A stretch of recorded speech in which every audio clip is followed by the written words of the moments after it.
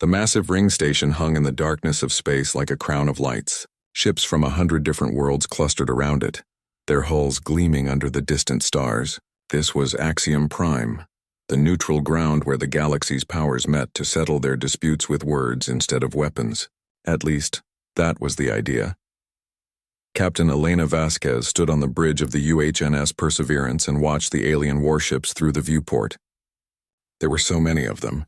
Cruisers longer than Earth's tallest buildings, dreadnoughts that could crack a moon in half, battle carriers that housed entire fleets inside their metal bellies. And then there was her ship. The Perseverance was small by comparison. A frigate. Quick and tough, but not intimidating. Not by galactic standards. "Captain, the hegemony fleet is moving into formation," her tactical officer said. Lieutenant Sarah Morrison's voice was steady, but Vasquez could hear the tension underneath. 200 ships. They're surrounding the human colonies. "Acknowledged," Vasquez said. She kept her face calm. Her crew needed to see that she wasn't afraid, even if her heart was beating faster than she'd like. "Maintain our position. No aggressive moves." Inside the station, Ambassador Chen Wei walked through corridors filled with aliens. Some were tall and covered in scales. Others floated in tanks of colored gas. A few looked almost human, which somehow made them more unsettling. Chen was a small man with gray hair and patient eyes. He'd spent 3 years learning to navigate galactic politics. 3 years of careful words and cautious alliances. Now all that work might come to nothing. The council chamber was enormous. It had to hold representatives from 50 different species. Chen took his seat in the human section, a modest chair compared to the elaborate thrones and floating platforms around him. Above them all sat Arbiter Velmora, an ancient being whose species had been traveling the stars when humans were still living in caves. Velmora's 3 eyes blinked slowly as she surveyed the chamber. "The emergency session is called to order," Velmora said. Her voice came through translators in a dozen different languages. "High Commander Zarthik of the Hegemony has brought a petition before this council." Zarthik stood. He was massive, even for his species. His forearms were crossed over a chest covered in battle scars and medals. His face, if you could call it that, was all sharp angles and cruel intelligence. When he spoke, his teeth showed. All of them were pointed. "The matter is simple," Zarthik said. "Humanity has expanded too quickly. They claim worlds in sectors that belong to the hegemony by right of conquest. They refuse to acknowledge our supremacy. This cannot stand." Chen stood slowly. "Earth claims no worlds that belong to others. We have settled empty systems. We have harmed no one. You exist in space that we might want," Zarthik said, and several species in the chamber made sounds that might have been laughter. "That is harm enough. You are children playing with fire. The galaxy has an order. You must learn your place in it." "And what place is that?" Chen asked. Zarthik's smile grew wider. "Behind us. Far behind us. We are generous today. We offer you a choice. Abandon your colonies. Return to your home system. Live there in peace and we will not bother you. Refuse and we will teach you what happens to species who forget their weakness." The chamber fell silent. Every species present knew what this meant. They'd seen it before. A new civilization reaches the stars full of hope and dreams. Then the hegemony arrives and gives them the same choice. Submit or be destroyed. Most submitted. The few who fought were broken so completely that even their names were forgotten. Chen looked at Zarthik without blinking. "Humanity refuses your ultimatum. Our colonies will remain. Our people will live free. We will not submit." The silence deepened. Then Zarthik laughed. It was a horrible sound, like metal scraping on stone. His officers joined in. Soon, dozens of voices were laughing. Not just hegemony voices. Some of the other species were laughing too. Or making whatever sounds their species made when they found something amusing and sad at the same time. "You refuse?" Zarthik said. "With what? You have been in space for less than a century. We have conquered for millennia. Look at your escort. 1 ship. 1 tiny, pathetic ship. Do you know how many ships we have in this sector right now?" 217, Chen said quietly. "Plus support vessels. We count things, Commander. It's a habit of ours. And you think you can stand against that with 1 frigate?" Zarthik turned to address the entire chamber. "This is what happens when primitives are allowed into space too quickly. They forget that the universe is not kind. They forget that strength is the only law that matters. They think their words have power." He turned back to Chen. His eyes were cold. "Words have no power here, human. Only force matters. Only strength. And you have none. Velmora spoke, her ancient voice tired. Ambassador Chen, perhaps you should reconsider. The hegemony has made its position clear. Your species is new to the galactic community. There is no shame in acknowledging superior force. Better to live in one system than to die across 50. Chen looked at her. For a moment, something like disappointment crossed his face. Then it was gone. Arbiter, with respect, humanity did not crawl up from the dirt of Earth just to bow to the first bully we met among the stars. We will not abandon our people. We will not surrender our freedom. If that means war, then so be it. Outside, the hegemony fleet was moving.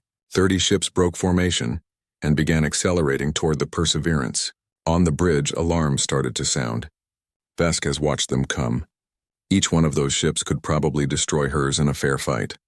30 against 1 wasn't fair at all. Captain, they're powering weapons, Morrison said. Should we return to Earth? We could jump to FTL before they reach us. No, Vasquez said. We stay. But Captain, we stay, Lieutenant. We're exactly where we need to be. Morrison looked confused, but she nodded. The crew trusted their captain. If she said they needed to stay, they would stay. A communication came through. Zarthik's face filled the screen. Little human ship. Little human captain. I give you one chance. Power down your weapons. Surrender to us. We will make your death quick. Continue this foolishness, and we will make your species remember the Perseverance as the ship that doomed them all. The bridge crew looked at Vasquez. This was it. The moment when they would either run or fight or die. Vasquez stood up from her command chair. She walked closer to the screen until she was eye to eye with Zarthik. When she spoke, her voice was quiet. Calm. Certain. No. One word. That was all. But it echoed through the bridge like thunder. Zarthik's expression changed from amusement to anger. Then you will die first, he said, and all the galaxy will watch. They will learn what happens to those who defy the hegemony. The transmission cut off. The 30 ships continued their approach. On the station, species were evacuating. They didn't want to be nearby when the shooting started. Velmora watched them go, her ancient eyes sad. Another young species about to be crushed. Another lesson written in blood and fire. But Chen Wei wasn't leaving. He stood in the empty chamber and waited. And on the Perseverance, Captain Vasquez and her crew waited too. They didn't run. They didn't surrender. They just waited, silent and still while death approached on all sides. The hegemony fleet moved like a swarm of metal insects through the darkness. Their formation was perfect. Their weapons were charged. Across human space, colony alarms were screaming. Families gathered in shelters. Soldiers manned defensive stations that everyone knew wouldn't be enough. The hegemony had given Earth 48 hours to surrender. 20 hours had already passed. On the bridge of the Perseverance, Vasquez sat in her command chair and thought about her grandfather. Marco Vasquez had been a historian, obsessed with military history. When Elena was young, she'd asked him why he studied wars when everyone said humanity had left that behind. Because we haven't, he'd told her, his old eyes serious. We just forgot for a while. But the universe doesn't care if we forget. And if we ever meet someone out there who remembers, we'd better remember too. He'd taught her about the world wars, about the millions who died, about nuclear weapons and the Cold War, when 2 nations held enough firepower to destroy the world several times over. About how humanity had stared into the abyss and somehow stepped back from it. We're good at war, Elena, he'd said. Terrifyingly good. That's not something to be proud of, but it's something to remember. The memory faded. Vasquez looked at her crew. They were young, most of them. They'd grown up in the optimistic years after first contact. They'd believed humanity would find friends among the stars. Now they were learning a harder truth. Captain, Morrison said quietly, long-range sensors show the hegemony is deploying blockade formations around our colonies. They're not attacking yet, but they're cutting off supply lines. They want us to feel the noose tighten, Vasquez said. They want us to panic. Is it working? Morrison asked with a small dark smile. Probably, Vasquez admitted. But we don't make decisions based on panic. We make them based on preparation. Inside the council station, Chen Wei sat in his small quarters and reviewed files on his tablet. Other ambassadors had visited him quietly over the past hours. They were sympathetic. They were kind. They all said the same thing in different ways: surrender. It's not worth dying over. The hegemony always wins. Humanity should be realistic. Chen had thanked them all politely and sent them away. Now he was alone with his thoughts and the weight of history. He pulled up a file marked First Contact Report. It had been compiled 15 years ago when humanity first encountered the galactic community. The report had been devastating. Human technology was centuries behind. Human ships were slower, weaker, less efficient. Human weapons were crude by galactic standards. The other species had been polite about it, but the message was clear. Humanity was hopelessly outmatched. They'd entered a universe where they would always be the weakest species in any room. Earth's governments had panicked. Some wanted to retreat and hide. Others wanted to desperately copy alien technology. But a small group had suggested something different. Admiral James Okoro had said it best. We can't match their technology overnight, but we can remember what we're good at. Planning, preparation, strategy, determination. Let's use those. Chen pulled up another file. This one showed the industrial expansion of human space over the past 15 years. On the surface, it looked modest. Some mining operations in the asteroid belt, outposts on the moons of Jupiter and Saturn, a few exploratory missions to the outer system. Nothing impressive, but Chen knew the truth. Every mining operation was designed for maximum efficiency. Every outpost had secondary purposes. Every exploratory mission had gathered data for very specific reasons.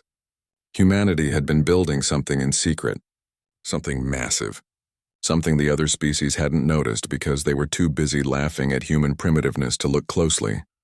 A message came through on his tablet. It was from Admiral Okoro himself. Just 3 words. Remember the plan. Chen smiled. He remembered. On Earth, in a command center deep underground, Admiral Okoro stood before a massive display showing the galactic situation.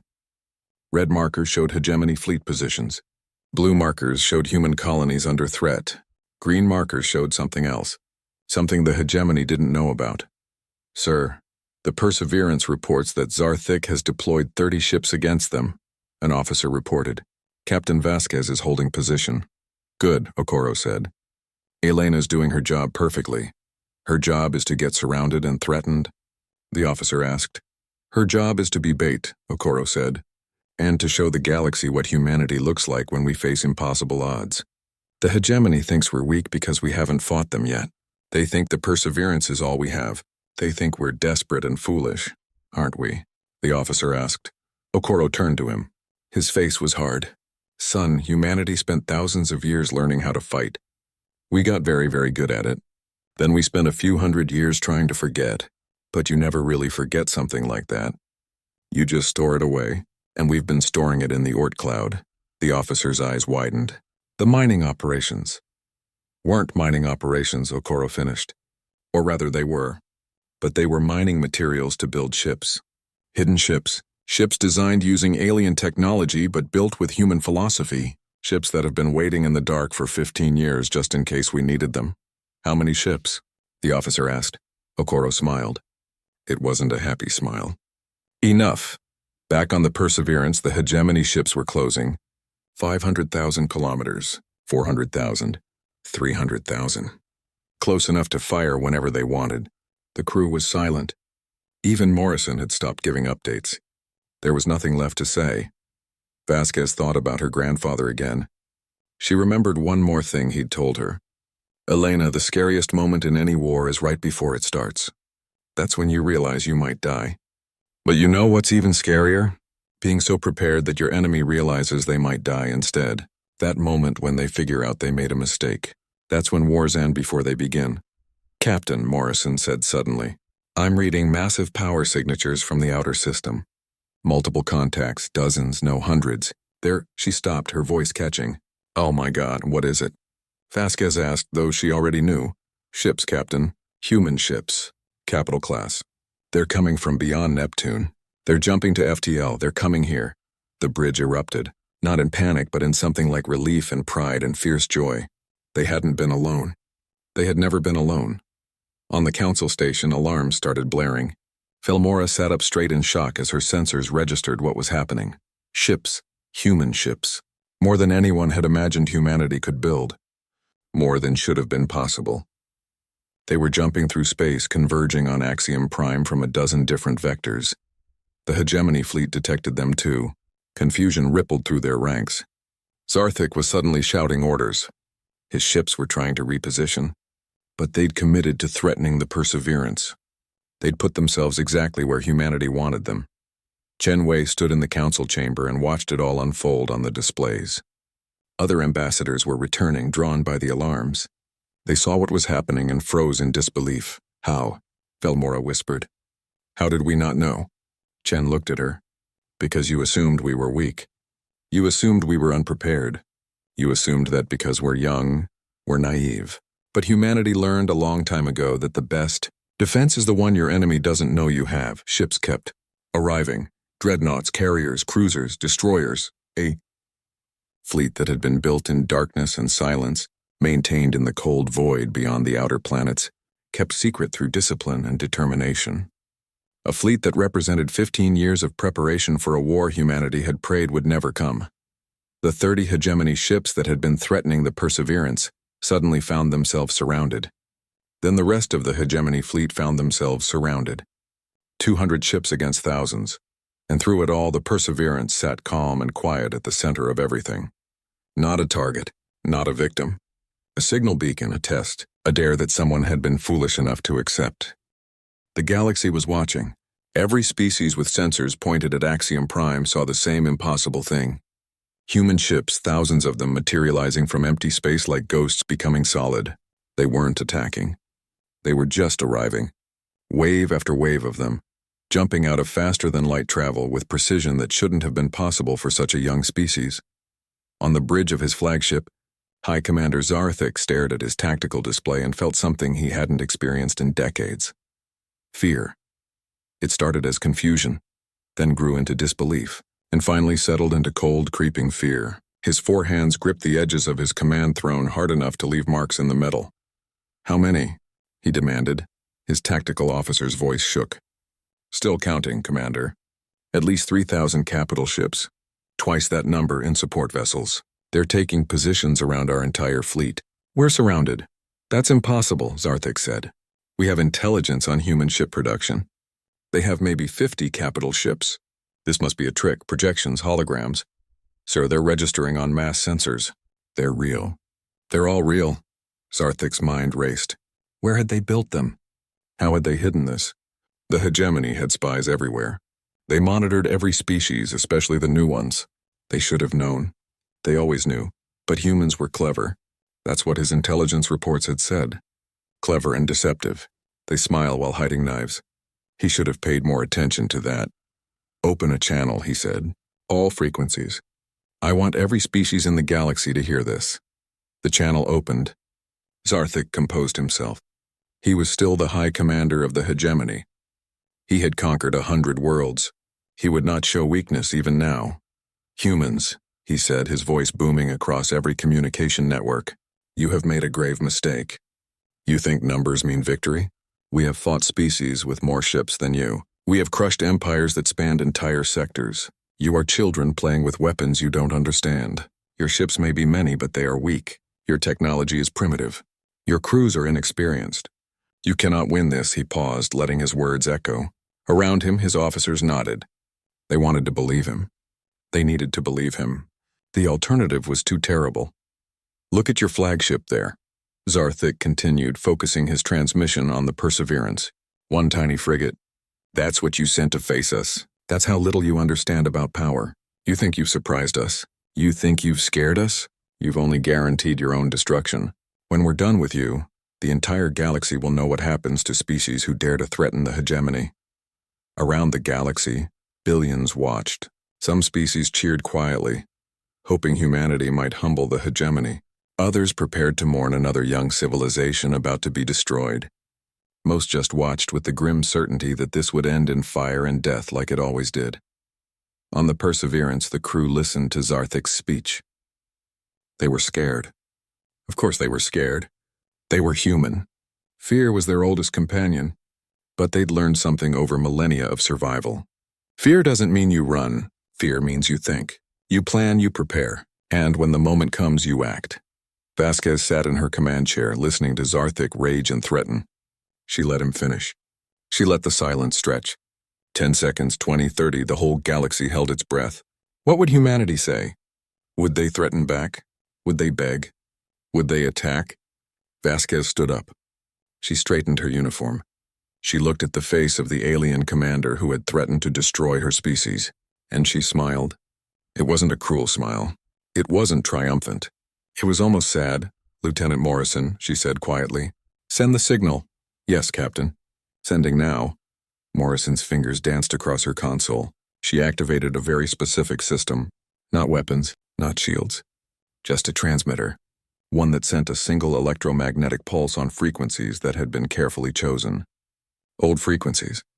Frequencies from Earth's past, when humans had used primitive radio to communicate before they discovered better methods. The signal spread outward at the speed of light. It wasn't a message. There were no words in it. Just a pattern, a code. One that every human ship in the fleet had been waiting 15 years to receive. A code they hoped they'd never need to use. The code was simple. Remember, on the human dreadnought Thermopylae, positioned beyond Neptune, the signal was received. Admiral Patricia Okonkwo looked at her crew and nodded. All ships, she said into fleet communications. Execute Remember Protocol. Full fleet deployment. Defensive formations around all hegemony vessels. Do not fire unless fired upon, but show them what we are. Across human space, thousands of ships responded. They'd been hiding in the Oort cloud, that vast region of ice and rock beyond the outer planets. They'd been built in secret, maintained in silence, and crewed by volunteers who understood they might have to leave their families forever to keep this secret safe. Now they moved. And they moved beautifully. The human fleet didn't charge in like barbarians. They didn't fire warning shots like amateurs. They executed maneuvers that military strategists would study for centuries. Every ship knew its position. Every formation was perfect. They created a web of overlapping fields of fire that covered every hegemony vessel from multiple angles. It was the kind of coordination that took decades of practice and perfect discipline. Zarthik watched his tactical display transform from a map of his conquest into a diagram of his doom. Everywhere he looked, human ships had position. Not just position, but perfect tactical position. They'd thought this through. They'd planned every angle. They'd prepared for this exact situation. How long have they been planning this? His tactical officer whispered. Since first contact, Zarthik realized. Since the first moment they met us and saw what the galaxy really was. They've been preparing for this for 15 years. In the council chamber, Ambassador Chen Wei watched the deployment with quiet pride. Other ambassadors were shouting questions at him. How many ships?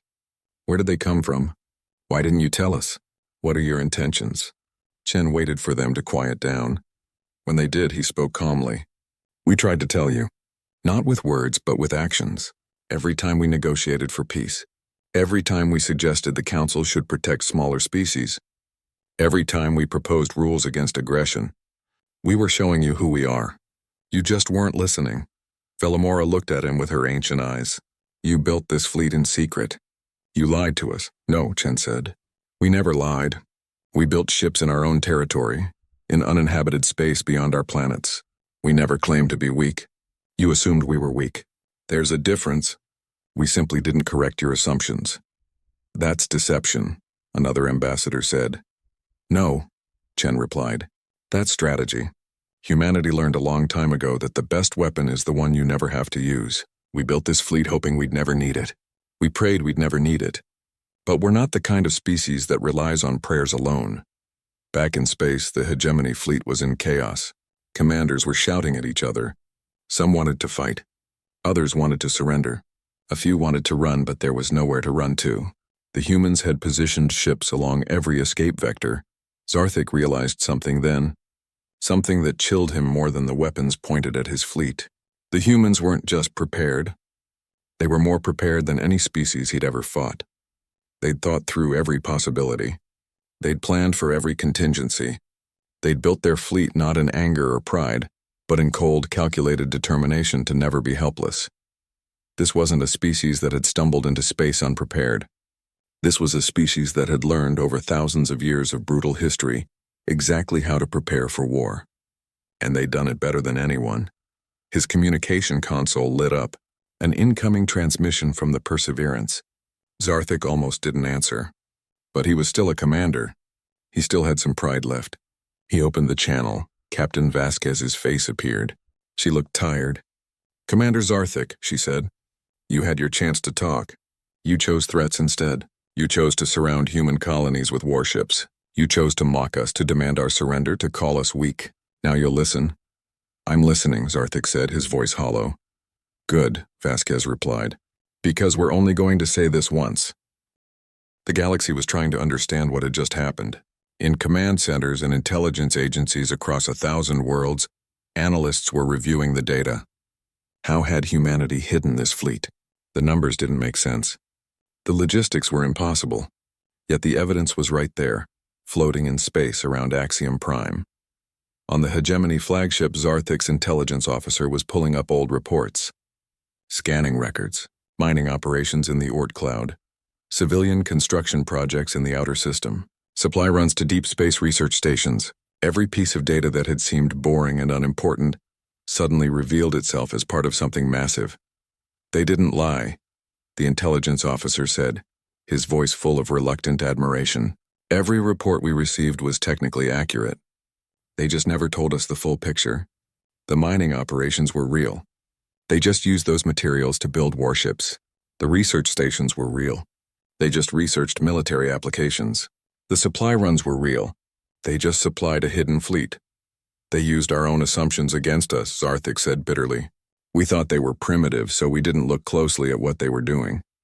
We thought they were weak, so we dismissed their activities as irrelevant. They let us believe what we wanted to believe. Inside the council station, emergency sessions were convening. Every species wanted answers.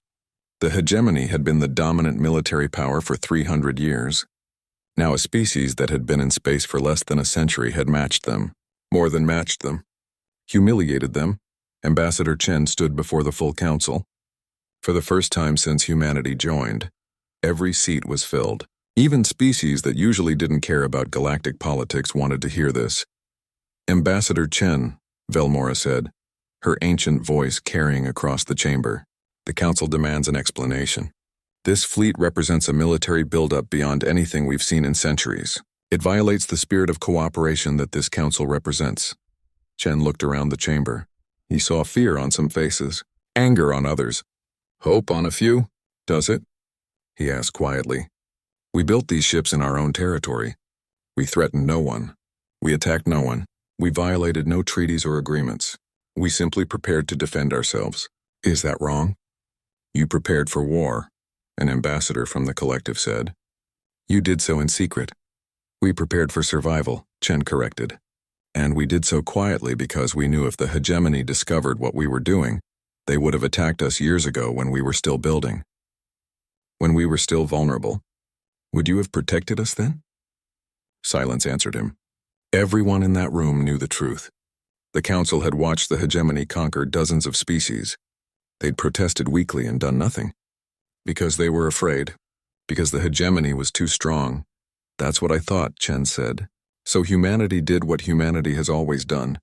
We took care of ourselves. We hoped for the best and prepared for the worst. Today we're grateful that our preparation wasn't wasted." "What happens now?" Velmora asked. "Your fleet surrounds the hegemony. You have superior numbers and position. Will you destroy them? Will humanity become the new conquerors?" Chen shook his head. "No, we don't want conquest. We never did. We want what we've always wanted. To live free, to grow, to explore, to be left in peace. We built this fleet not to attack others, but to ensure no one could attack us." "Then what do you want?" Zarthik's voice came through communications. He was attending the session remotely from his flagship. His face showed the strain of the past hours. "You've humiliated us. You've proven you can defeat us. What are your demands?" Chen looked directly at the display showing Zarthik's face. "We demand nothing, Commander. We propose something instead. A new arrangement. One based on mutual respect rather than fear.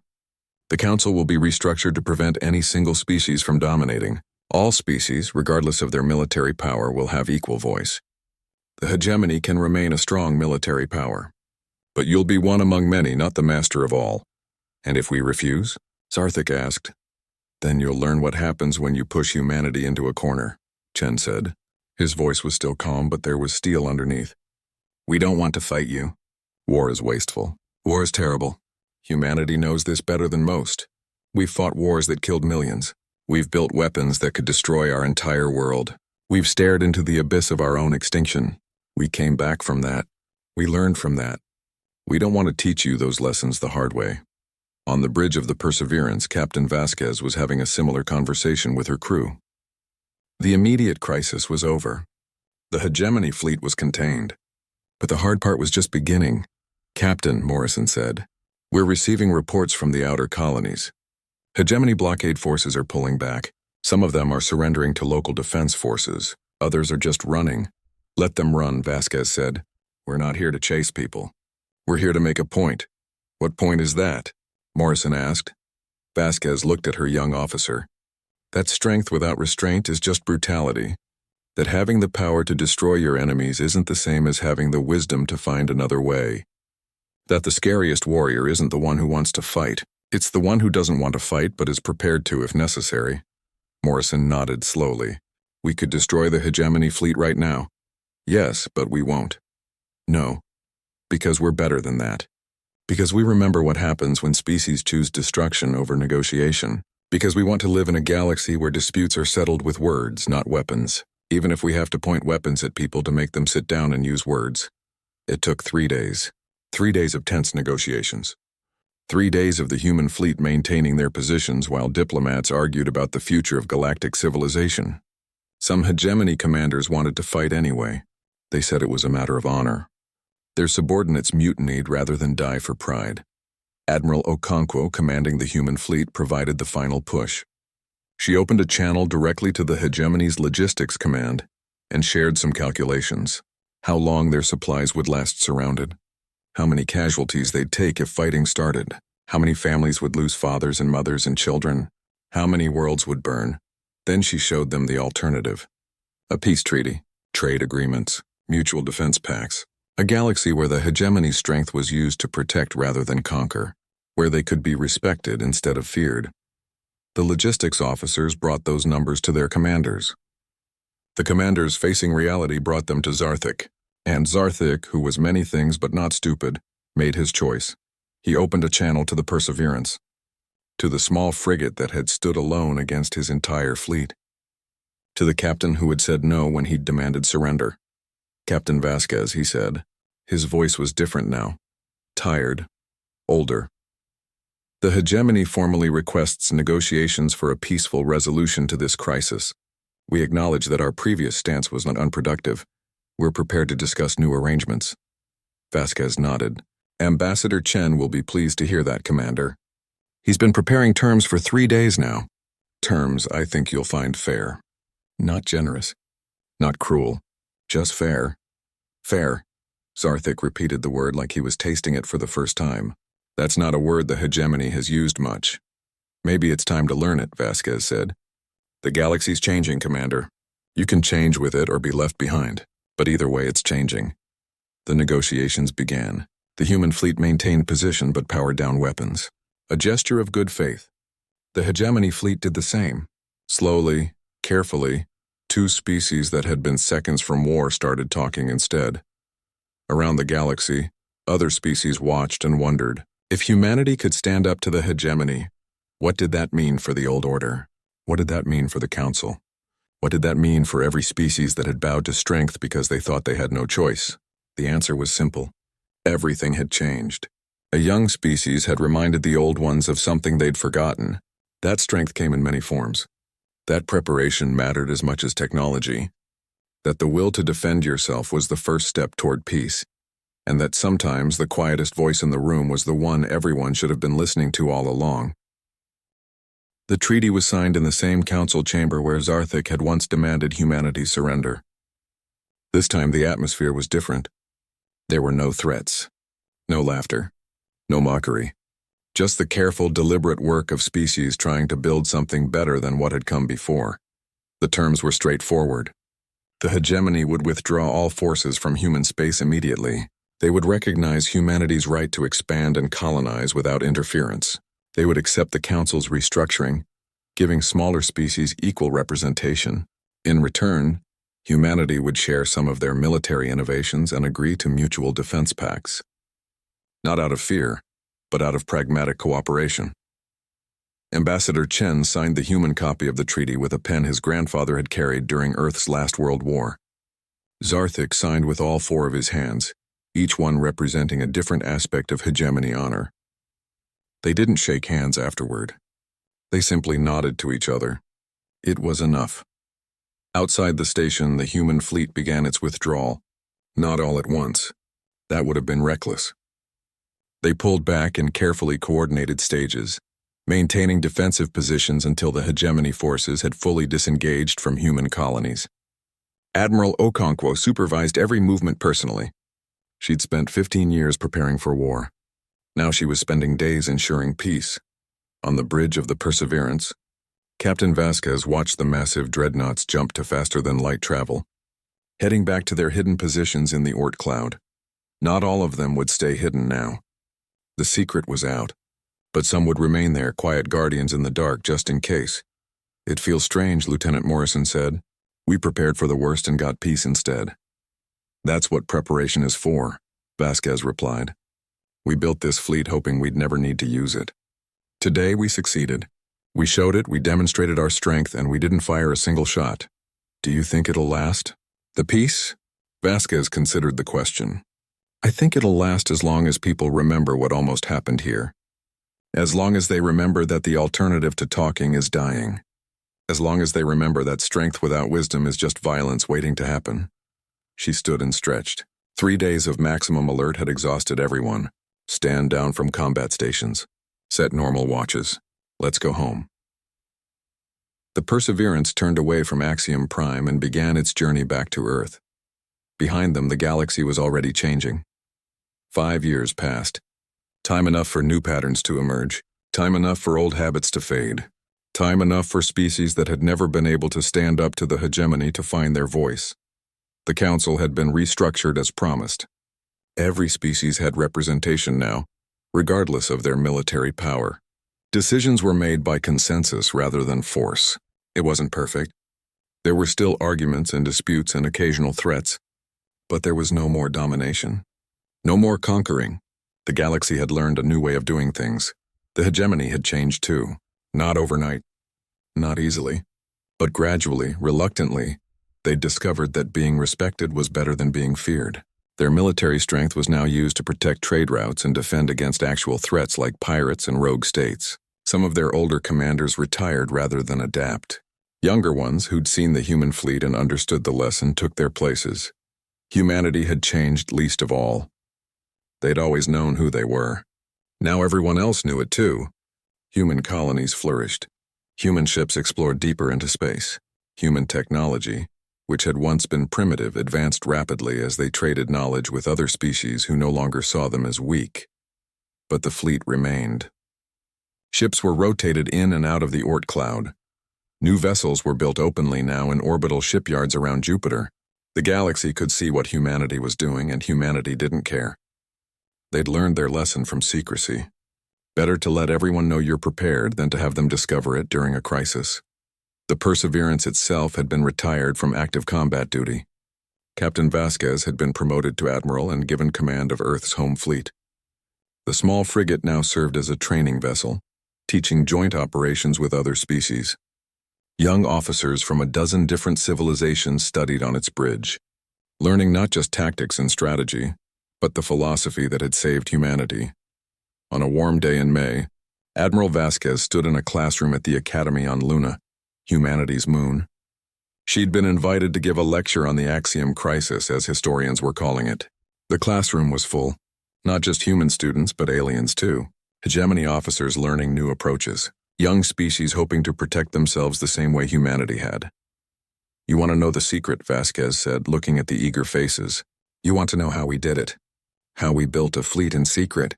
How we maintained discipline for 15 years. How we stood up to the hegemony. You think there's some trick, some special human quality that made it possible?" She paused, letting them lean forward in anticipation. "There isn't. We're not special. We're not superiors. We're just a species that learned some hard lessons early in our development. We fought terrible wars. We nearly destroyed ourselves. We created weapons that could end our entire world, and we survived it. Not because we were strong, but because we were smart enough to be afraid of our own strength. A young hegemony officer raised his hand. But you weren't afraid at Axiom Prime. Your ship stood alone against our fleet. I was terrified, Vasquez said simply. My whole crew was terrified. Fear isn't weakness. Fear is your brain telling you that the situation is dangerous and you need to think carefully. We were afraid, so we thought carefully. We prepared carefully. And when the moment came, we acted carefully. She pulled up a display showing the Perseverance surrounded by hegemony warships. This moment right here. This is when everything was decided. Not when our fleet arrived. That was just confirmation. No, this moment when one small ship refused to back down. That's when the hegemony realized they might have made a mistake. Why? Another student asked. You were still outgunned? Because we weren't acting like we were outgunned, Vasquez explained. We were calm. We were confident. We were prepared. And that made them wonder what we knew that they didn't. That moment of doubt, that tiny crack in their certainty, that's what gave peace a chance. An older professor, a member of one of the Council's ancient species, spoke up. Admiral, do you think humanity's approach can be replicated? Can other species learn to protect themselves the same way? Vasquez smiled. That's the wrong question, Professor. Every species has to find their own approach. What worked for humanity worked because of who we are, what we've experienced, how we think. But the principle? Yes, that can be replicated. The principle is simple. Prepare for the worst, hope for the best, and never let fear make your decisions for you. After the lecture, Vasquez walked through the Academy's halls. Through viewports, she could see Earth hanging in the black sky. Beautiful, blue and green and white. Home. A world that had almost destroyed itself and learned to do better. Her communicator chimed. A message from Ambassador Chen, who was now Earth's representative to the Reformed Council. It read, New species discovered in Sector 447. They're technologically young. The Council wants to send a first contact team. They asked if you'd lead it. Show them how humanity does things. Vasquez smiled and typed her reply. Honored to. I'll bring the Perseverance. Let's give them a better welcome than we got. Far out in the Oort cloud, the hidden fleet maintained its silent watch. Thousands of ships crewed by men and women who understood the price of freedom. They hoped they'd never be needed. They prayed for peace. But they were ready, always ready, because that's what humanity had learned to do. On Axiom Prime in the Council archives, a new entry was being recorded. Future species would study it, trying to understand the turning point when the galaxy changed. The historians would debate the exact moment when the old order fell and the new one began. They would analyze tactics and strategies and political maneuvering. But in a small classroom on a station orbiting a distant world, a teacher from the collective was telling her students a simpler version of the story. Young beings from a dozen species listened with wide eyes as she explained what had happened. What did we learn from humanity's arrival? She asked at the end of her lesson. A small student in the front row raised their hand. They'd been listening carefully, thinking deeply. When called on, they said that the scariest warrior is the one who doesn't want to fight. The teacher smiled and nodded. Yes, and remember this too. Silence sometimes speaks louder than threats. When the hegemony demanded humanity surrender, they talked and talked and talked. They threatened. They mocked. They laughed. And humanity just stayed quiet. Just waited. Just prepared. And when they finally spoke, when they finally showed what they truly were, that one moment of truth was worth more than all the hegemony's threats combined. The lesson ended. The students filed out, discussing among themselves what it meant to be truly strong. And in the corner of the room, almost forgotten, was a small model of the ship that had started it all. The Perseverance, a modest frigate that had stood alone against an empire and never blinked.